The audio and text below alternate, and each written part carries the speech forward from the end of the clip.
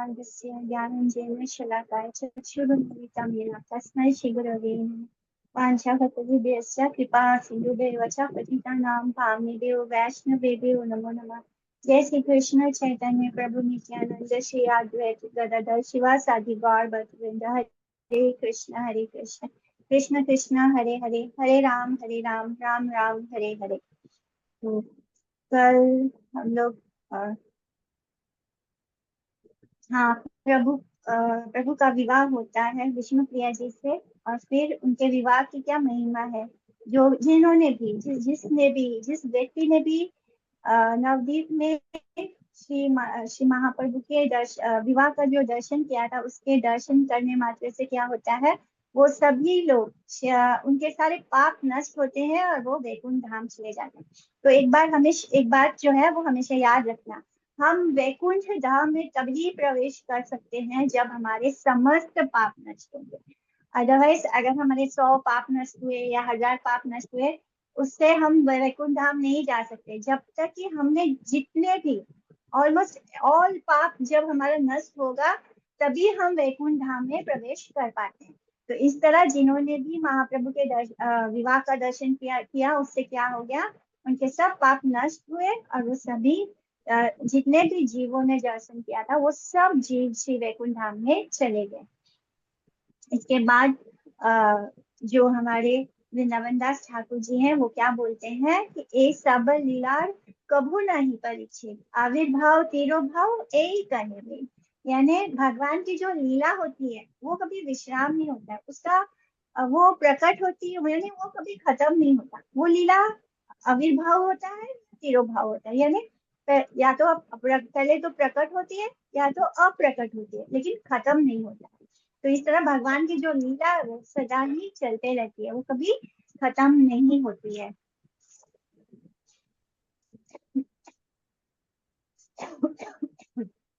फिर उसके बाद आगे हम 16 षोडश अध्याय में आते हैं, जहाँ पे हरिदास ठाकुर की जो बायोग्राफी है उसको हमने पढ़ा था। किस तरह हरिदास ठाकुर कितने उच्च कोटि के भक्त थे, और वो हरिदास ठाकुर जो है वो ब्रह्मा जी और प्रहलाद महाराज के मिलित अवतार हैं। किस तरह उनको परेशान करते हैं। काजी जो होता है, काजी ने क्या किया था, जाकर जो प्रदेश अध्यक्ष या अ, जो नवाब है, जो नवाब होता है उसको वो प्रदेश अध्यक्ष भी होता है, तो उसके पास जाकर काजी ने उनकी शिकायत की कि ये जो है यवन होकर क्या करता है, हरि नाम करता है, इसको हरि नाम करता है और इसको हमें सजा देना चाहिए। तो ये इसको या तो बोल दो कि ये कलमा पढ़कर वापस हमारे अपने उच्च धर्म, यानी वो जो यवन धर्म है वो बहुत उच्च कुल का धर्म है। हम ऐसे यवन यवन अपने आप को इतना उच्च कुल मानते हैं कि वो हिंदू लोगों को देखकर भात भी नहीं खाते, यानी अगर किसी हिंदू का दर्शन हो जाए तो वो अपना खाना भोजन छोड़ देते हैं। और वो सब इतने महान वंश में जन्म लिया है, यानी यवन लोग इतने महान होते हैं। और फिर बोलते हैं कि अनजाने में आपने जो कुछ भी अनाचार तुमसे हुआ है तो ठीक है, लेकिन उस अनाचार जो तुमने किया है उसको चलो जाने दो, छोड़ दो। अब क्या करो, कलमा पढ़कर उस पाप का प्रायश्चित कर लो। तो इस तरह उनको बड़ा परेशान किया था काजी ने। लेकिन जो हमारे हरिदास ठाकुर है वो इस बात को अ, उन्होंने देखा कि ये जो माया से मोहित यवनपति के वाक्य उन्होंने सुनकर कहा, अवो विष्णु माया, और कहकर जोर से हंसने लगते हैं कि ये सब मतलब ये लोग जो अपने आप को बहुत श्रेष्ठ मान रहे हैं, एक्चुअली में ये श्रेष्ठ नहीं है। होने के बावजूद क्या सोच रहे हैं कि हम तो बड़े श्रेष्ठ हैं, और मुझे कहते हैं कि मैं कलमा पढ़ूं, तो वो कहते हैं ये सब विष्णु जी की माया है, और ये बोलकर वो जोर से हंसते हैं। श्री हरिदास ठाकुर ने उनके प्रति बहुत ही मधुर वाक्यों का आदर पूर्वक कहा था कि हे तात सुनिए, जो ईश्वर है वो सबके एक ही है, यानी एक ही तत्व है, कोई दो तत्व नहीं है कि मेरा ईश्वर अलग है आपका ये अल्लाह अलग है, ऐसा नहीं है। तो बड़ा अच्छे से उन्होंने समझाया था हरिदास ठाकुर ने कि आपकी बुद्धि भेद कर रही है। यानी आप अपने धर्म को बड़ा मान रहे हैं और हिंदू धर्म को नीच मान रहे हैं। हरे कृष्णा।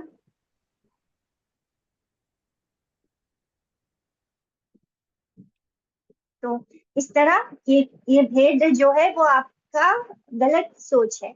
श्री हरिदास ठाकुर उनको बहुत ही स्वीटली उनको समझाते हैं कि आप सुनिए, ये जो हमारे ईश्वर है वो सबके एक ही होते हैं, वो कोई दो नहीं है। जो कुरान में लिखा है वही कुरान में लिखा है। तो हिंदू और मुसलमान केवल नाम का भेद है, भेद कर लिया है।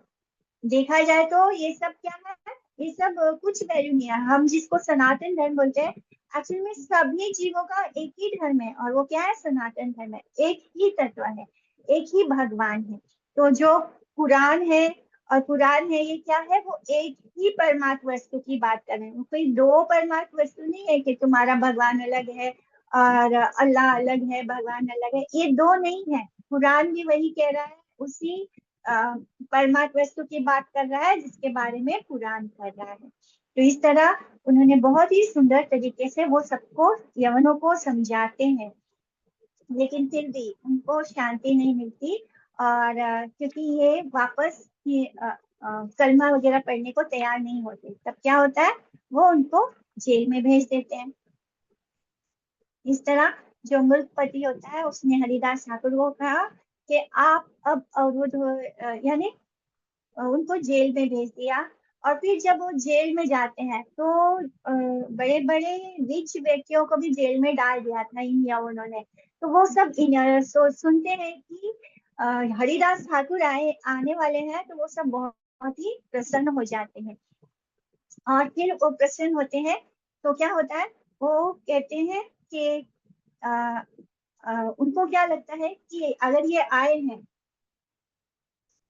तो आने से क्या होगा, हम सबके जो पाप हैं वो खत्म हो जाएंगे, या हम उनके एक शुद्ध वैष्णव के हम दर्शन करेंगे। इस तरह वो सब ये सुनकर बहुत ही सुखी होते हैं, बहुत ही खुश होते हैं।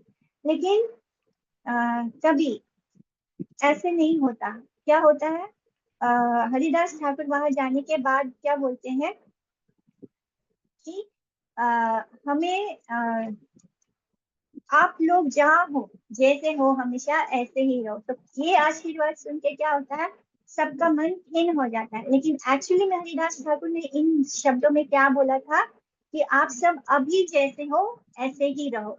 इसका मतलब ये होता है कि इस वक्त जो आपके मन में दुख भोगने के कारण, इस जेल में रहने के कारण, जो आप सब दुखी होने के कारण क्या कर रहे हो, कृष्ण को याद कर रहे हो।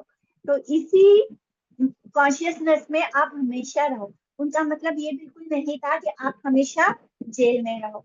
तो आप जहाँ हो, जैसे हो वैसे रहो, तो इसका मतलब बस इतना ही था। लेकिन सभी लोग उनको गलत समझ लेते हैं और बहुत ही खिन्न हो जाते हैं।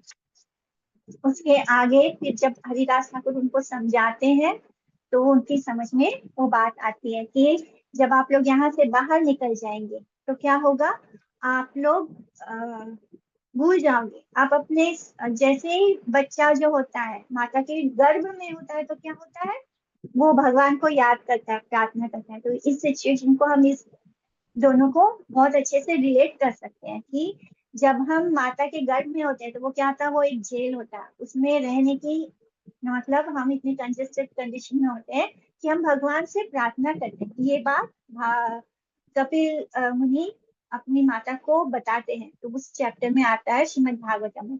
तो वो बोलते हैं कि वो बच्चा जो होता है वो बहुत ही कष्ट में होता है, तब वो भगवान से प्रार्थना करता है कि भगवान जब मैं बाहर आऊंगा तो तुमको नहीं भूलूंगा, तुम्हारी प्रार्थना करूंगा, तुम्हारी शरण लूंगा, तुम्हारी भक्ति करूंगा। लेकिन जैसे ही वो बच्चा जन्म लेता है तब क्या होता है, जो आसपास रिश्तेदारों से उसको इतना प्रेम प्राप्त होता है कि वो भगवान को भूल जाता है। ठीक यही बात हरिदास ठाकुर उन सब जेल में रहने वाले जो भी कैदी हैं उन सबको यही बात बोलते हैं कि जब आप लोग बाहर निकल जाओगे तो बाहर की दुनिया में जाने के बाद फिर से सब कुछ अच्छा हो जाएगा, तो आप लोग भगवान को भूल जाओगे। इसलिए मैंने ऐसे कहा कि अभी आप सब जैसे हो वैसे ही रहो। और फिर वो काजी तो हरिदास ठाकुर से जैसे बदला नहीं लेना चाहता था, और फिर उसने क्या किया, उनको सजा दे दी, और उनको बहुत बार बोला गया कि तुम कलमा पढ़ लो, हमारा यवन धन वापस अपना लो, लेकिन हरिदास ठाकुर इस बात को नहीं मानते। सिर्फ उनको कलमा बोलने के लिए बोला गया, लेकिन हरिदास ठाकुर इस बात को नहीं मानते। वो क्या कहते हैं, खंड खंड हई देह याय, यदि प्राण तबु हमें वेदने ना छाड़ी हरिनाम।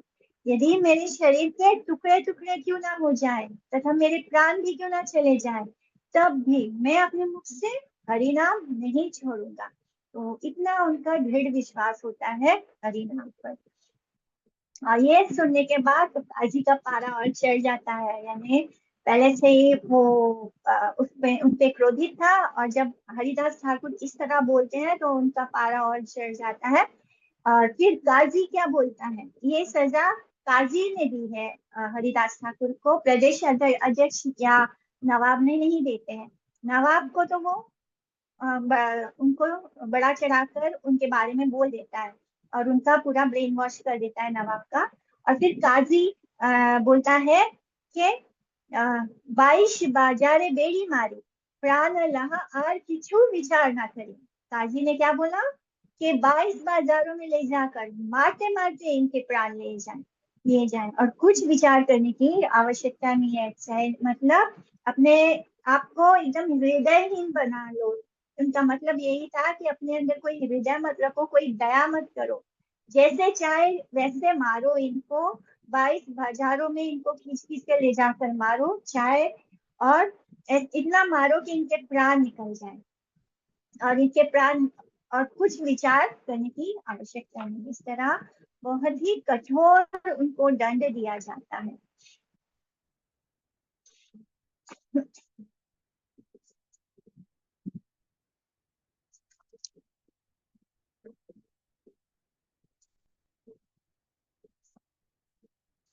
और तब भी जब दंड हो जाता है तो अब हम जानते हैं किस तरह हरिदास ठाकुर जी वापस लौटते हैं। और जब वो वापस लौटते हैं तब क्या होता है, फाल्गु नदी में फाल्गु नदी है वहां पे। तो वहां से जब वो वापस गंगा जी में उनको बहा दिया जाता है, तो वहां पे जो गांव है उसका नाम था फाल्गु शहर। तो वहां पर वो आते हैं, निकलते हैं, और जब सभी लोग देखते हैं तब क्या होता है, काजी जो प्रदेश अध्यक्ष है उस उन तक भी बात पहुंचती है।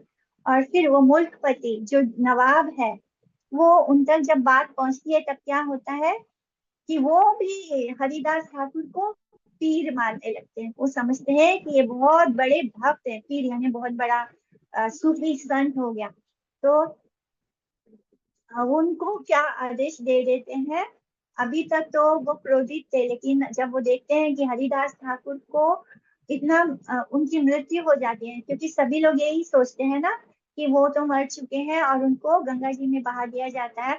और क्या बोलता है काजी कि इनको मिट्टी नहीं मिलनी चाहिए, अगर इनको मिट्टी मिल गई तो क्या होगा, यानी इनको दफन नहीं करना चाहिए, जो मिट्टी के अंदर दफन करते हैं वो नहीं करना चाहिए। अगर इनको दफन कर दिया तो ये जन्नत चले जाएंगे, इनके सारे पापों से मुक्त हो जाएंगे, इसलिए इनको मिट्टी नहीं मिलनी चाहिए। ये बोलकर उनको उठाकर बड़े बड़ी तकलीफ से, बड़े कष्ट से उनको उठाया जाता है, क्योंकि उनके अंदर महाप्रभु आ जाते हैं। महाप्रभु के आने के कारण उनका देह कोई भी उठाने पाने में असमर्थ हो जाता था।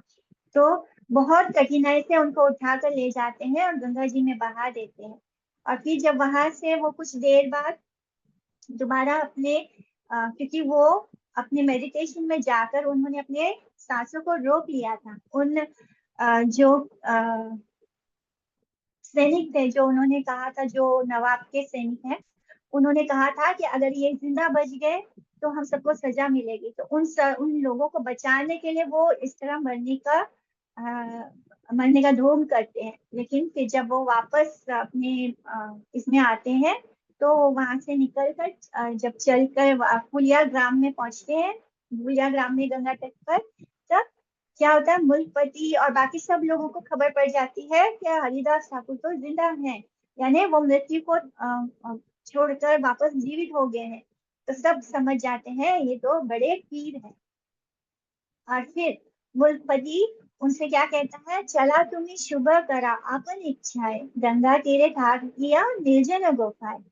आपन इच्छाए तुम्ही ठाक यथार्थता, ये तो हमारी इच्छा ताई करा सर्वथा। यानी जो नवाब होता है, जो मुल्कपति होता है, वो क्या कहता है कि हरिदास ठाकुर को, आप अब अवरोधों से मुक्त हो गए, इसलिए अपनी इच्छा से हुलिया ग्राम में, गंगा तट पर, निर्जन गुफा में अपने अभिष्ट देव के भजन के निमित्त शुभ विजय कीजिए। यानी आप अपना भजन कीजिए, आप अपने अभिष्ट देव का भजन कीजिए, और मेरे जैसे अति घृणित महा अपराधी, मेरे अमार्जनीय, यानी मेरा जो अपराध क्षमा नहीं हो सकता, फिर भी आप मुझ पर कृपा करके मुझे मेरे पापों से मुक्त कर दीजिए। इस तरह उनसे क्षमा याचना भी करते हैं। तो वो नवाब जो है उनसे, उनके चरण पकड़कर माफी मांगता है, और उनको कहीं भी जाकर रहने का आदेश दे देता है। वो गुफा में जाकर रह सकते हैं, गंगा तट पर जा सकते हैं, वो हरि नाम कर सकते हैं, अपने इष्ट देव की पूजा अर्चना कर सकते हैं।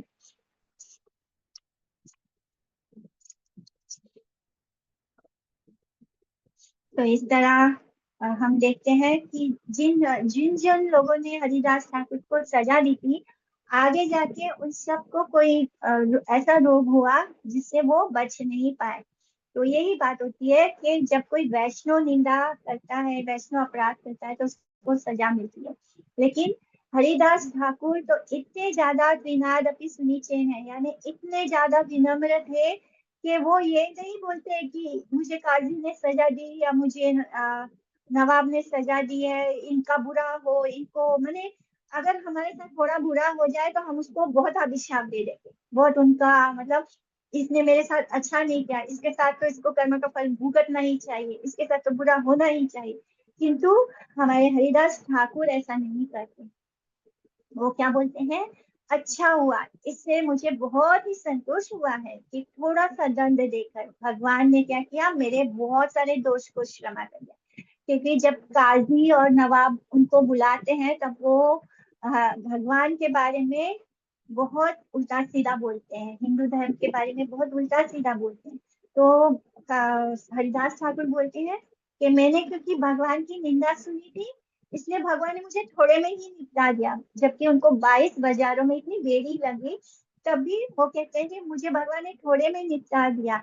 मुझे इस बात से बहुत संतोष हुआ कि मेरा पाप खत्म हो गया, भगवान ने मुझे सजा देकर, मुझे थोड़े से सजा देकर मुझे उस पाप से मुक्ति दे दी, क्योंकि मैंने बहुत बड़ा अपराध किया था, मैंने भगवान की, विष्णु की और वैष्णु की निंदा सुनी है। इस तरह वो बताते हैं कि विष्णु निंदा जो सुनता है उसका क्या होता है, उसके बारे में शीला सरस्वती ठाकुर प्रभुपाद ने बहुत अच्छा बताया था।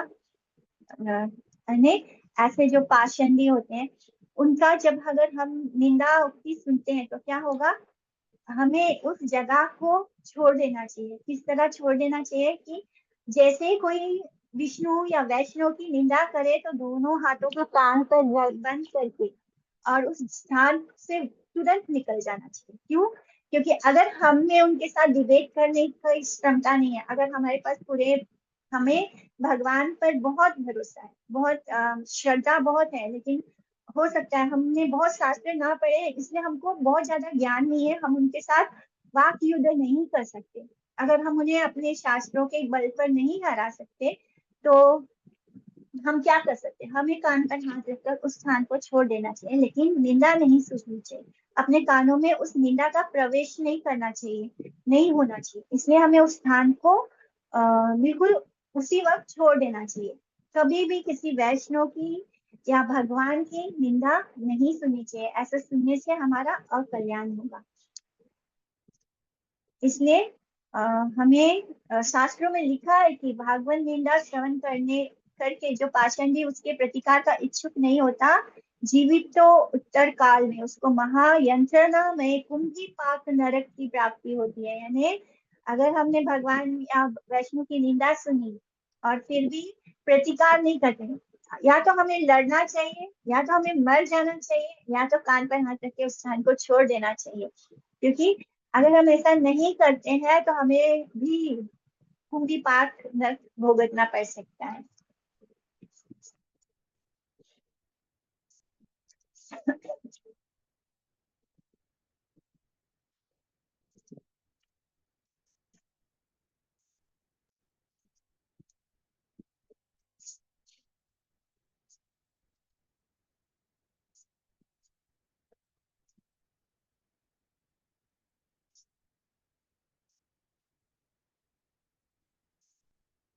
और उसके बाद जब हरिदास ठाकुर गुफा में रहने चले जाते हैं तब क्या होता है, उस गुफा में एक सांप होता है, बड़ा भयानक अजगर होता है।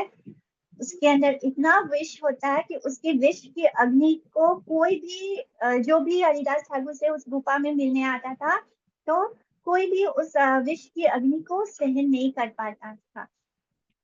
सब उनको सलाह देते हैं कि इस गुफा में जो है कोई भी वहां पे रुक ही नहीं पा रहा था, कोई वहां बैठ के उनके साथ वार्तालाप नहीं कर पाता था, हरी चर्चा नहीं कर पाता था। जितने भी वैष्णव आते थे वो नहीं कर पाते थे। क्यों? क्योंकि वो जो विष का गंध है वो बिल्कुल ज्वाला अग्नि की तरह होता था, यानी ऐसे लगता था जैसे कोई अग्नि दहक रही है, वो इतनी गर्म होता था।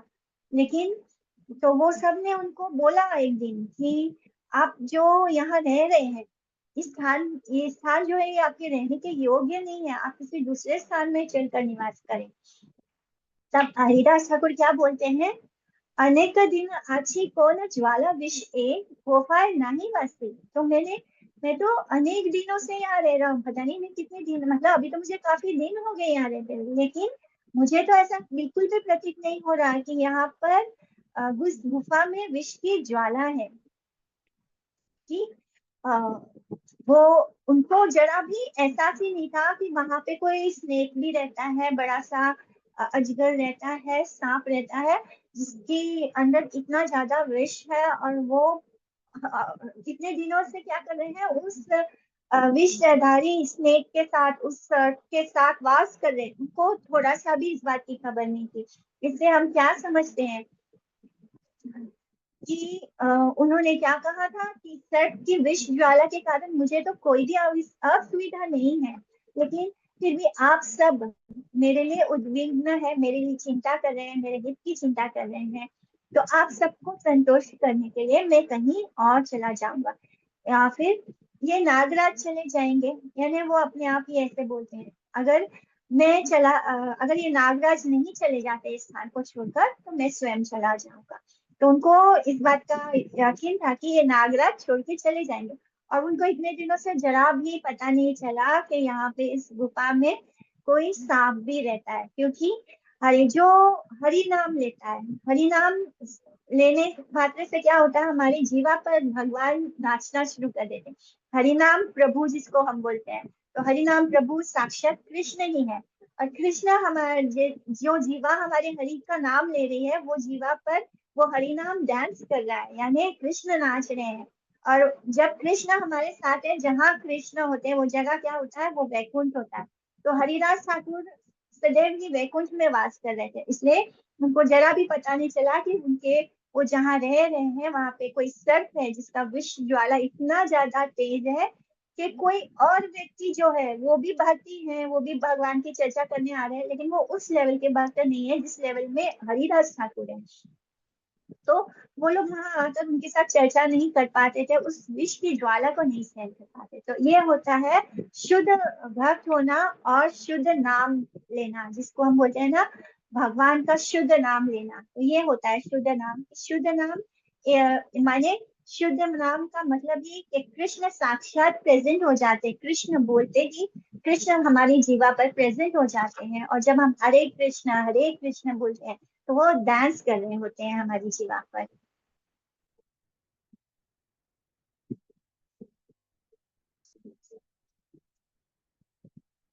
और आगे बढ़ते हैं तो एक बार क्या हुआ कि वहां पर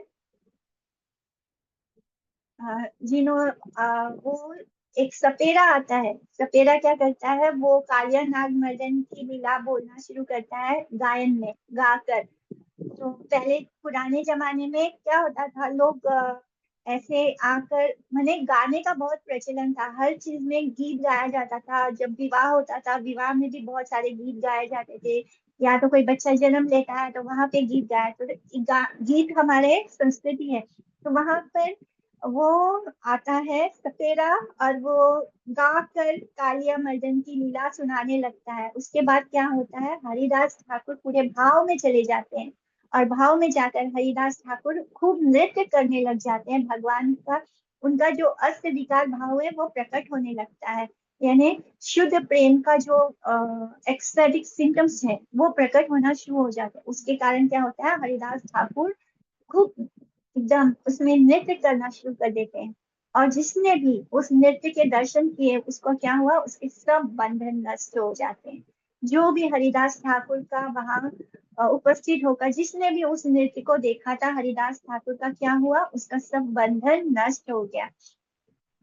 तो हरिदास ठाकुर के नृत्य में क्या होता है, भगवान स्वयं नाचते हैं, स्वयं नचाते हैं। यानी भगवान के इसमें वो इतना लीन हो गया है कि कृष्ण स्वयं उनको नचाना शुरू कर गया। और उस नृत्य के दर्शन से ब्रह्मांड जो है वो पवित्र हो जाता है। जब हरिदास ठाकुर के नृत्य में कृष्ण स्वयं उनको नचाते हैं, और जब वो नाचते हैं तो जिस धरती पर वो खड़े होकर नाच रहे हैं, यानी केवल वो धरती नहीं, पूरा का पूरा ब्रह्मांड पवित्र हो जाता है, क्योंकि साक्षात कृष्ण नाच रहे होते हैं उनके स्वरूप में।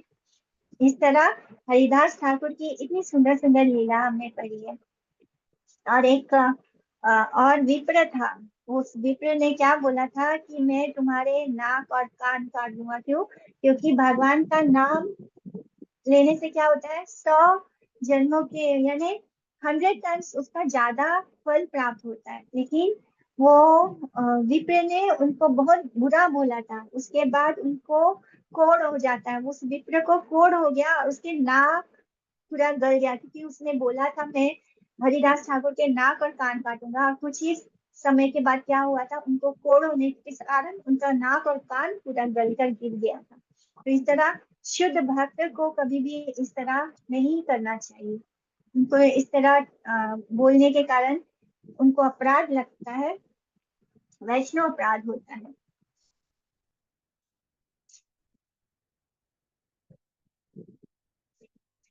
आगे बढ़ेंगे। मैं बहुत थोड़ा थोड़ा आपको समझा रही हूँ, क्योंकि अभी अभी तो हमने कथा की थी तुलसीदास ठाकुर की। अब हम 17 अध्याय में जाते हैं, गया यात्रा के समय। तो गया यात्रा के समय क्या होता है, प्रभु गया पहुंचते हैं और गया पहुंचने पर वो ज्वर लीला करते हैं। रास्ते में मंदार पर जब वो मंदार पर्वत पर पहुंचते हैं तब वहां पर वो ज्वर लीला करते हैं। क्यों करते हैं? ताकि एक ब्राह्मण, एक विप्र का क्या महत्व होता है वो दर्शा सके, क्योंकि भगवान को ब्राह्मण और गौ माता बहुत प्रिय होती है। तो उसको प्रकाशित करने के लिए वो ज्वर लीला करते हैं। मध्य पथे ज्वर प्रकाशी रेना ईश्वरे, शिष्यगण हरिला चिंतिता अंतरे। तो प्रभु ने मार्ग में जब ज्वर लीला प्रकाशित की तब क्या हुआ था, तब शिष्य मन में बहुत चिंतित हो गए कि प्रभु अब कैसे ठीक होंगे। और फिर उनको तरह तरह के मेडिसिन लाकर दिए गए, जिससे वो बिल्कुल ठीक नहीं हो पाए। तब प्रभु ने स्वयं ही औषधि की व्यवस्था की और कहा कि मुझे विप्र के चरणामृत पान करने से ही मेरे सब दुखों का नाश हो जाएगा। यानी जो शुद्ध ब्राह्मण होगा उसके चरणों का जब मैं अमृत पान करूंगा, यानी उनके चरण उदक यानी उनके चरणों को धोकर जो जल होगा, वो जल का जब मैं पान करूंगा, यानी भगवान स्वयं बोल रहे हैं कि एक ब्राह्मण के चरणों का जल जो है वो उसको मैं जब पीऊंगा तब मैं मेरा जो ये ज्वर है ठीक हो जाएगा। क्योंकि बहुत तरह तरह के मेडिसिन ला के उनको दिया जा रहा था, लेकिन वो ठीक नहीं हो रहे थे। सभी शिष्य जो है उनके बहुत परेशान हो गए थे। विप्र पादोदक तेरा महिमा बुझाई थे, पान करी लेना प्रभु आपने साक्षाते। तो विप्र पादुक, पाद उदक, पाद उदक यानी पाद का जल, उदक। तो विप्र पादोदक की महिमा समझाने के लिए ही प्रभु ने सबके सम्मुख उसे पान कर लिया, उसको सबके सामने उन्होंने पी लिया।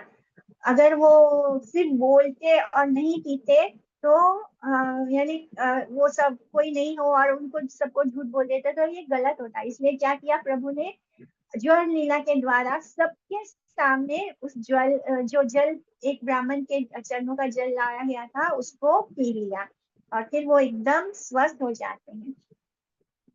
विप्र पादोदक पान करिया ईश्वर, से शने शुष्ट हैला आर नहीं जल। विप्र पादोदक यानी पान करके, उस चरणामृत को पान करके प्रभु तत्काल स्वस्थ हो गए। और फिर वो ज्वर उनका नहीं रहा, उनको जो फीवर आया था वो उनका ठीक हो जाता है। और फिर वो जब वहां से मंदार पर्वत से जब वो आगे बढ़ते हैं तो गया के पास पहुंच जाते हैं। और गया के पास पहुंचने के पहले एक और तीर्थ आता है, जो सबसे पहला तीर्थ आता है वो होता है पुनपुना तीर्थ। पुना हम जानते हैं, तो पुनपुना तीर्थ आता है, गया से ठीक पहले पहुंचने पर आता है। और फिर वहां पुनपुना तीर्थ में वो क्या करते हैं, वहां जाकर वो स्नान करके पितृदेव का पूजन करके सच्चिदानंद ने गया में प्रवेश किया था। गया में प्रवेश करने के ठीक पहले उन्होंने पुनपुना तीर्थ में स्नान किया था। हम बोल सकते हैं कि हम लोग को ये सब याद रखने की क्या जरूरत है, पुनपुना तीर्थ में गए, मंदार पर्वत में गए, तो भगवान जैसे अभी हम मटेरियल वर्ल्ड में होते हैं तो हम मटेरियल चीजों के नाम वगैरह याद रखते हैं, हम उसके क्विज वगैरह करते हैं। तो इससे अच्छा है कि भगवान कहाँ कहाँ गए इन नामों को हम याद करेंगे, तो उस नाम से हमें भगवान ने उस जगह पे जाकर क्या क्या लीला की है वो लीला हमको उसमें उससे जोड़ेगी।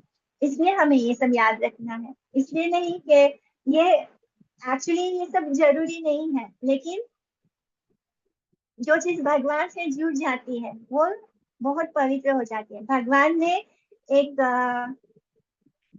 मतलब एक मटेरियलिस्ट व्यक्ति की तरह उन्होंने लीला की, वो जाते हैं गया में। क्या भगवान को गया में जाकर ये सब पिंडदान करने की जरूरत ही नहीं थी, लेकिन फिर भी पूरे आदि खंड में उन्होंने कहीं भी ये प्रकाशित ही नहीं किया कि वो कृष्ण भक्त हैं।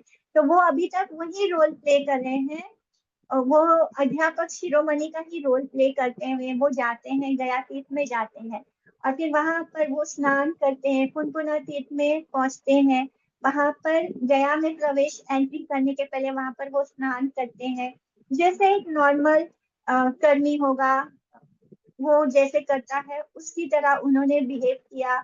उन्होंने पितृदेवों को पूजन किया और फिर सच्चिदानंद ने गया में प्रवेश किया। तो ये प्रभु प्रभु इज द बेस्ट एक्टर। भगवान जो है जिस रोल के प्ले करते हैं उसमें वो सबसे बेस्ट होते हैं, तो ये उनका अभिनय है। ये उस इस बात को वो स्वीकार नहीं करते, वो इस कर्म कांड को बिल्कुल एक्सेप्ट नहीं करते, लेकिन उन्होंने किसी भी चीज का अनादर नहीं किया, क्योंकि वो जानते हैं अगर वो इसको नहीं करेंगे तो जो लोग शुद्ध भक्त नहीं है वो भी इसको स्टॉप कर देंगे, ये स्टॉप हो जाएगा ये परंपरा। क्योंकि जो स्पार्क है, जो भगवान के भक्त नहीं है, जो वैष्णव नहीं है, उनके लिए ये सब नियम करना जरूरी है, नहीं तो उनके पितरों को मोक्ष नहीं प्राप्त होगा। लेकिन जो शुद्ध वैष्णव भक्त होते हैं उनके लिए ये कर्म कांड का कोई मतलब नहीं है।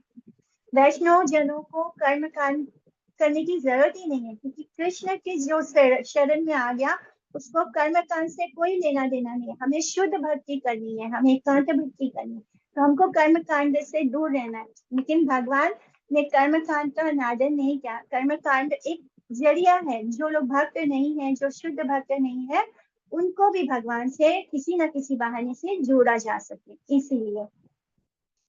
उसके बाद वो कहाँ पहुंचते हैं, उसके बाद उनकी भेंट होती है उनके आ, उनके होने वाले गुरुदेव से। और फिर उस भेंट में वो ईश्वरपुरी पाठ से जब मिलते हैं तो उनके अंदर इतना सुख, उनको इतनी खुशी होती है। ईश्वरपुरी पाठ भी जब श्री गौर सुंदर को देखते हैं तो ईश्वरपुरी को देखकर श्री गौर सुंदर क्या किए, उनको बहुत ही आदर पूर्वक नमस्कार किया। और नमस्कार करने से यानी इतना उनको खुशी हो गया ईश्वरपुरी पाठ को देखे, तो दैव योग से ईश्वर इच्छावश ईश्वरपुरी पाठ भी उसी समय वहां पर आ पहुंचे थे। और दोनों दोनों जब एक दूसरे को देखते हैं तो दोनों के नयनों से क्या है, गंगा बह रही है, यानी दोनों के नेत्रों से इस तरह प्रेम के अश्रुपात हो रहा है, जैसे दोनों ने एक दूसरे को पूरा भिगा लिया था। और ईश्वरपुरी पाठ भी जब से गौरहरि से मिलकर गए थे नवदीप से, तब से वो केवल उनके बारे में ही सोचते रहते थे। उनको क्या लगता था कि ये जो है ये बिल्कुल कृष्ण की तरह, उनको फील ऐसा होता था कि ये कृष्ण का अंश उनको बोल रहे हैं, लेकिन उनको अंदर से ये फीलिंग आ गई थी कि ये साक्षात कृष्ण है। और दोनों में बहुत प्रेम था, और इतना प्रेम कि दोनों के अश्रु भी नहीं रुकते, दोनों एक दूसरे को आलिंगन करते हैं। तो इस तरह प्रभु जब उनको देखते हैं तो बोलते हैं कि मेरा तो गया यात्रा आना सफल हो गया। तो ये प्रभु की लीला थी। एक्चुअली में उन्हें अपने जिनको वो गुरु होने का सौभाग्य देना चाहते थे, उनको ये हम सभी को बताना चाहते थे कि गुरु के आने से हमारा जीवन कैसे बदलता है। और हमारे जीवन में कृष्ण तभी आते हैं जब हम गुरु के 100% शरणागति लेते हैं। तो इसलिए प्रभु ने गया यात्रा का ये प्रसंग किया। और फिर वो बोलते हैं कि मेरा जो ये गया यात्रा है ये बहुत सफल हो गया, आपके आपको देखकर, आपके चरणों के दर्शन करके। प्रभु ने कहा कि जिस क्षण आपके श्री चरण दर्शन हुए, उसी क्षण मेरी गया यात्रा सफल हो गई।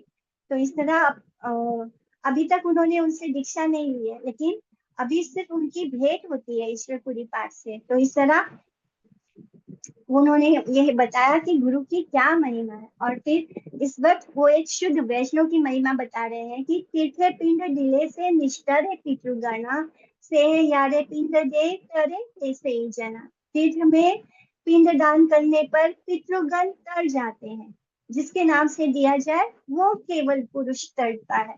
यानी अगर हम किसी एक व्यक्ति के पिंड दान करने गए, तो जिस व्यक्ति का नाम लेके हम पिंड दान करेंगे तीर्थ में जाके, वो भी उस पुरुष को मुक्ति प्राप्त हो जाएगी।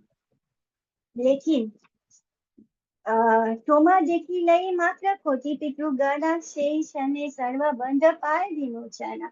यानी आपके दर्शन मात्र से कोटि पितरों का उसी क्षण समस्त बंधनों से मुक्ति हो जाती है। तो इतनी महिमा होती है एक विष्णु भक्त की, एक वैष्णव की, एक शुद्ध वैष्णव की ऐसी महिमा होती है कि हमें कोई तीर्थ पे जाने की जरूरत नहीं, हमें कोई पिंड दान श्राद्ध करने की जरूरत नहीं। बस उस ऐसे शुद्ध वैष्णव के दर्शन करने मात्र से क्या होता है, कोटि कोटि करोड़ों करोड़ों पितरों को मुक्ति मिल जाती है। तो गया तीर्थ में जिन जिन पितृ पुरुषों का पिंड दान प्रदत्त होता है, केवल उन पुरुषों को ही पिंड प्राप्ति के फल से उद्धार होता है। गया तीर्थ को सबसे बड़ा तीर्थ माना जाता है जहाँ पे हम पिंडदान वगैरह करते हैं। लेकिन वहां भी जाने के बाद भी अगर जिसके नाम से हम पिंडदान कर रहे हैं, केवल वही व्यक्ति मुक्ति होगा। किंतु जिन उद्धव तन सभी पूर्व पूर्व पितृ पुरुषों का नाम अभी तक हमें अज्ञात हो, नहीं मालूम है, उस प्रकार कोटि कोटि करोड़ों करोड़ों संख्या पितृ पुरुषों को आप जैसे कृष्ण के नित्य सिद्ध परिकर दर्शक के दर्शन से सुकृति पुंज संचय के फल द्वारा भव संसार से मुक्ति हो जाती है। तो सोचो ये कितना बड़ा बात है कि हम एक वैष्णव के दर्शन कर लेते हैं तो हमारे पितृ मुक्त हो जाते हैं। तो ये बड़ी बात है। इसलिए अगर हमने दीक्षा ली है या हम किसी ऐसे शुद्ध डिवोटी को जानते हैं, तो उनकी तस्वीर अपने पास हमेशा रखिए और हमेशा हर रोज उनके दर्शन कीजिए, क्योंकि ये दर्शन मात्र से हम हमारे कोटि कोटि पितरों को मुक्ति प्रदान कर देंगे।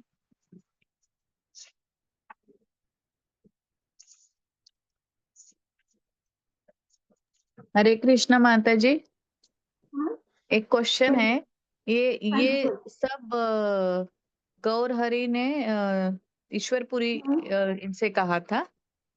हाँ, हाँ, हाँ, ईश्वरपुरी पाठ से कहा था, क्योंकि अच्छा। वो उनके वहां पे मिलते हैं ना, ईश्वरपुरी पाठ से गया में उन दोनों का मिलन होता है।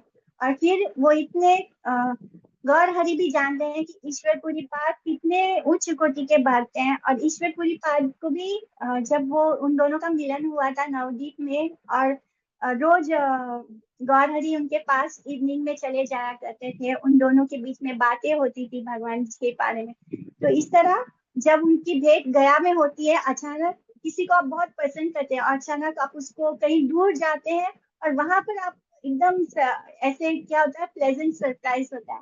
तो उस तरह का भेंट हुआ था उन दोनों का, और तब वो उनकी महिमा बोलते हैं।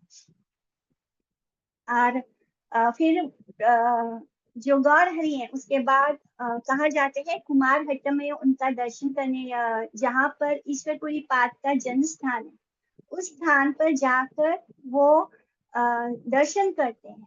और उस स्थान पर दर्शन कर कर वो एकदम भाव विभोर हो जाते हैं कुमारहट में जाकर। कुमारहट वो जगह है जहाँ पर ईश्वरपुरी पाद ने जन्म लिया था, वो ईश्वरपुरी पाद का जन्म स्थान है। और उस दिन मैंने जब ये वाला श्लोक किया था, तब अरिजीत प्रभु ने मुझे वो पिक्चर्स सेंड किए थे कुमारहट के, जहाँ पर ये श्लोक जो है, जो हमने यहाँ पे पढ़ा था, कांडी विस्तारा चैतन्य से स्थाने आर शब्द किचु नहीं ईश्वरपुरी बिने से स्थाने राम मृतिका अपने प्रभु तुली लाई लेना बहिर्वासे बांधी एक झूली। तो इस तरह ये वाला श्लोक आज भी उस कुमारहट स्थान पर लिखा हुआ है। ये श्लोक ऐसे के ऐसे वहां पर लिखा हुआ है, और उस स्थान पर कुमारहट स्थान पर ईश्वरपुरी पाठ का जन्म स्थान है। तो इस लीला से प्रभु ने हमें क्या बताया कि जो हमारे गुरु होते हैं या जो शुद्ध वैष्णव होते हैं, जरूरी नहीं कि वो हमारे गुरु हो या उनसे हमने दीक्षा ली हो, लेकिन क्योंकि अभी तक पूरी पाठ से इन्होंने दीक्षा नहीं ली है, इस लीला में अभी तक नहीं ली है, वो बता रहे हैं कि जो शुद्ध वैष्णव भक्त होते हैं उनका जो जन्म स्थान होता है वो भी हमें पवित्र करने वाला होता है। उस स्थान का जो रज होता है, जो मिट्टी होती है, वो मिट्टी हमारे लिए किसी धन संपदा की तरह है। जिस तरह हम वृंदावन की रज की महिमा जानते हैं, उसी तरह जो शुद्ध वैष्णव जन्म लेते हैं जिस स्थान पर, उस स्थान का जो रज है वो उतना ही महिमा मंडित है, यानी उसकी भी बहुत महिमा होती है। इस तरह वो कुमारहट में जाते हैं, वहां पर नमस्कार करते हैं, और उस स्थान पर श्री चैतन्य देव ने बहुत क्रंदन किया है, बहुत उनके प्रेम विकार दिखना शुरू हो गए थे वहां पर। और उस स्थान पर जाकर वो क्रंदन करते हैं, यानी ये बताया जा रहा है कि जब हम साधु संग करते हैं तो उसी पल, उसी क्षण से हमारे अंदर परिवर्तन आना शुरू हो जाता है, और प्रभु भगवान के लिए जो प्रेम होता है वो जागना शुरू हो जाता है। तो इस लीला से भगवान ने अपने आप को एक साधारण मनुष्य बताया। उन्होंने विद्या विलास लीला की, विद्या क्रीड़ा की, जिससे कि उन्होंने सिर्फ ज्ञान बांटा, थोड़ा ज्ञान दिया। ये नहीं बताया, कृष्ण के बारे में कोई ज्ञान नहीं दे रहे थे, वो केवल शास्त्रों का ज्ञान दे रहे थे, जैसे एक आम इंसान होता है। और उसके बाद जब आदि लीला का अंत होता है तब वो गया जाते हैं, वहां पर वो ईश्वरपुरी पाठ से मिलते हैं, और ईश्वरपुरी पाठ से मिलने के बाद उनके अंदर अपने आप ऑटोमेटिकली उनका प्रेम विकार का है उसका दर्शन होना स्टार्ट हो जाता है। इसी तरह जब वो कुमार ईश्वरपुरी पाठ के जन्म स्थान को पहुंचते हैं, तो उस भूमि पर पहुंचकर वो बहुत ही क्रंदन करते हैं, बहुत रोते हैं, और ईश्वरपुरी पाठ के अतिरिक्त उनके मुख से ईश्वरपुरी के अतिरिक्त और कोई शब्द ही बाहर नहीं निकलता है। और वो क्या करते हैं, उनका जो जैसे हमारा दुपट्टा होता है या होता है, वैसे वो जो धोती के ऊपर ओढ़ते हैं, तो उसमें क्या करते हैं, वहाँ की जो रज है ईश्वरपुरी पाठ के जन्म स्थान की, वो रज उठाकर मुट्ठी भर के उसको अपने उस दुपट्टे में लेकर ऐसे बांध कर रख लेते हैं, और कहते हैं कि ईश्वरपुरी के जन्म स्थान की ये रज मेरा जीवन धन, मेरे प्राण है। तो इतना वो उस ईश्वरपुरी पाठ से एकदम अभिभूत हो गए थे, इतना उन पर इस तरह भगवान ने भक्त की पूजा कर की, और इसलिए भगवान गौर सुंदर ने महाभागवत अवतार ईश्वरपुरी पाठ की गुरु रूप में वरण लीला द्वारा अपने प्रिय भक्त की मर्यादा की और वृद्धि की। इस तरह उन्होंने उनकी और महिमा को बढ़ा दिया। जो ईश्वरपुरी पाठ है वो एक्चुअली कौन है, वो गौर हरि के शिष्य हैं, शिष्य मने वो उनके भक्त हैं, लेकिन यहाँ पर रोल क्या हो रहा है, वो ईश्वरपुरी को अपनी गुरु मान रहे हैं और उनसे दीक्षा लेना चाहते हैं। अब वो जाते हैं आगे, और प्रभु ने कहा कि मेरा गया देखने के लिए आना सफल हो गया। तो गया जाना है या किसी तीर्थ स्थान में जाना कब सफल होता है, जब वहां जाकर हम किसी शुद्ध वैष्णव के दर्शन करते हैं। वो सफलता इसमें नहीं है कि हम जाके किसी तीर्थ में जाके स्नान कर रहे हैं, क्योंकि ऐसे तीर्थों पर हमें शुद्ध भक्तों का भी आगमन होता है। जब हम उन शुद्ध भक्तों के दर्शन करते हैं तब जाकर उस तीर्थ पर जाने का हमें सफलता प्राप्त होता है, यानी वो सफल होता है, वो तीर्थ यात्रा हमारी सफल होती है। इस तरह दूसरे दिन प्रभु क्या करते हैं, एकांत में ईश्वरपुरी से मंत्र दीक्षा लेने के लिए मधुर वचनों में प्रार्थना करते हैं। क्या बोलते हैं कि मुझे आप मंत्र दीक्षा दे दीजिए। तो प्रभु बोले, मंत्र व बलिया कोन कथा प्राणी दीते पारी तुम्हारे सर्वथा। तो ऐसे उनके गुरु हैं, क्या बोलते हैं, ईश्वरपुरी क्या बोलते हैं, मंत्र सुनाने की तो बात ही क्या है, मैं तो सब समय तुम्हारे लिए अपने प्राण भी दे सकता हूँ। तो यहाँ पर पता ही नहीं चल रहा कि गुरु कौन है और शिष्य कौन है। तो ईश्वरपुरी पाद भी अच्छी तरह से जान गए हैं कि ये जो है ये साक्षात कृष्ण है, और जो गौर हरि है वो अपने भक्त की इतनी महिमा बढ़ाना चाहते हैं कि उनको अपने गुरु रूप में स्वीकार करना चाहते हैं। तो इस तरह ईश्वरपुरी पाद ने उनको 10 अक्षर मंत्र दिया दीक्षा में। 10 मंत्र बोलते हैं, 10 अक्षरों वाला मंत्र। तो जो हमारे हरे कृष्ण महामंत्र है वो 16 अक्षर मंत्र है, लेकिन यहाँ पर जो ईश्वरपुरी पाद ने श्री गौर हरि को जो दीक्षा मंत्र दिया वो क्या था, 10 अक्षर मंत्र था। तबे तान स्थाने शिक्षा गुरु नारायण करी लेना दशा अक्षर मंत्र ना ग्रहण। इस तरह उन्होंने श्री ईश्वरपुरी पाद से 10 अक्षर मंत्र को ग्रहण किया। और इसके बाद यही श्रद्धा, यही से उनकी जो कृष्ण भक्ति है, जो कृष्ण प्रेम है, वो प्रकाशित कर दिया उन्होंने ओपनली।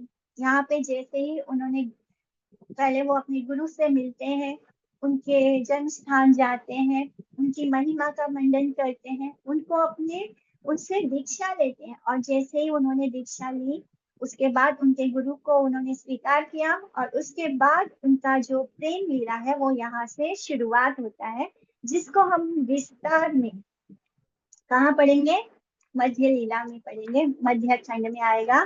मध्य खंड में जब हम अब स्टार्ट करेंगे फ्रॉम 20 तारीख से हमारा नॉर्मल चैतन्य भागवत क्लास स्टार्ट हो जाएगा, और तब हम भगवान की जो प्रेममयी लीला है कृष्ण भक्ति की, कृष्ण संकीर्तन यात्रा उनका आरंभ होगा।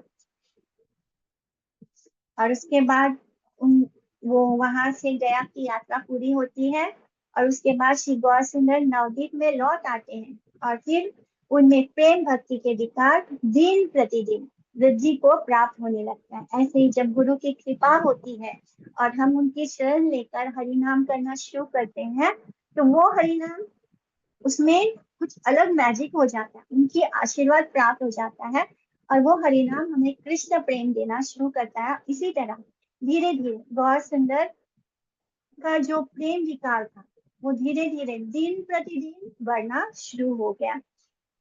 और जो कोई भी प्रभु की गया यात्रा का श्रवण करेगा, प्रभु गौरचंद्र उन्हें हृदय में आकर विराजमान हो जाएंगे, यानी वो साक्षात हमारे हृदय में विराजमान हो जाएंगे।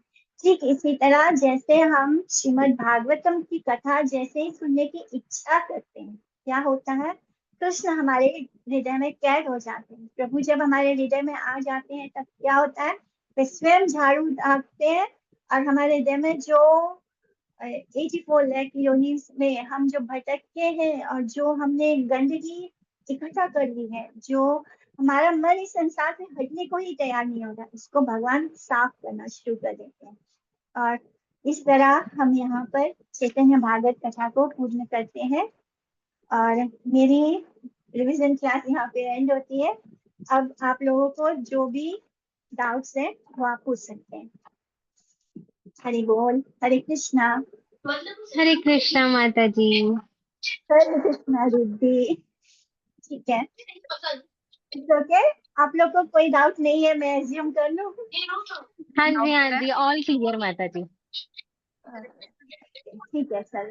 वांछा कटुरिभ्यश्च कृपा सिन्धुभ्येव च पतितानां पावनेभ्यो वैष्णवेभ्यो नमो हरे नमः। कृष्णा माता जी। हरे कृष्णा। हरे कृष्णा माता जी, दंड हरे कृष्ण माता जी, धन्यवाद। सर्वजना। एक डाउट था हाँ बोलो। हरिदास ठाकुर जी जो है वो ब्रह्मा जी और प्रहलाद जी के मिलित अवतार है या ब्रह्मा जी के अवतार है?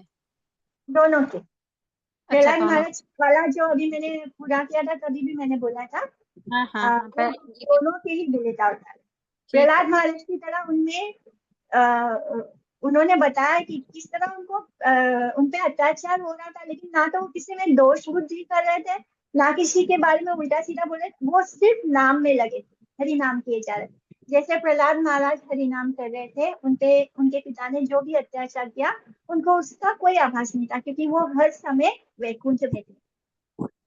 ठीक है, जब हम हरि नाम करते हैं तब हम वैकुंठ में होते हैं। इसलिए आप लोग जब भी हरे कृष्णा महामंत्र करो तो ये 100% बिलीव करना कि आप वैकुंठ में है, क्योंकि आपके मुख से में हरि का नाम निकल रहा है, कृष्ण साक्षात आपके जीवा पर मौजूद है। ओके, हरि नाम अच्छे से कीजिए आप सभी लोग। हरे कृष्णा।